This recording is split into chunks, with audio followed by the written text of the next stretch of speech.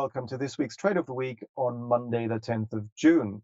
Now, last week we went short Robusta coffee, and as you can see here on the daily chart, what we saw was a bearish engulfing pattern.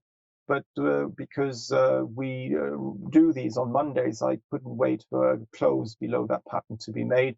And I thought this pattern was valid, and therefore a reversal to the downside was being seen just below the April high, which is why we went short around 4,140, thinking that we would see a decline taking us back towards this long-term uptrend line here. But instead, what happened is that the Robusta coffee price actually hit a new high here, multi-year high, as you can see, and basically stopped us out because we had a stop loss just above that April high. So this led to a small loss with regards to that position. Now, if you haven't stopped out your position, you might be once again on side with this one, and in that case perhaps you can let it run and just place your stop loss above the high seen last week.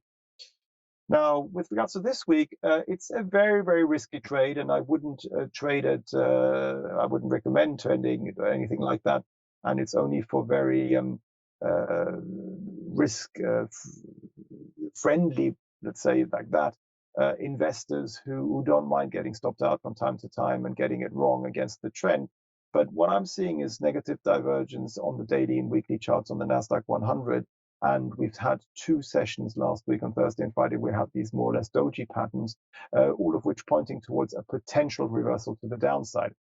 Now, what I would do here is only go short if we were to fall through Friday's low at 18,903. Only a fall through there would potentially lead to a reversal to the downside being seen.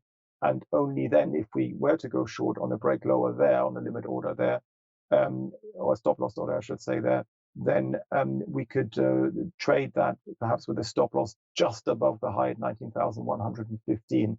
So very, very tight stop against the trend, very risky.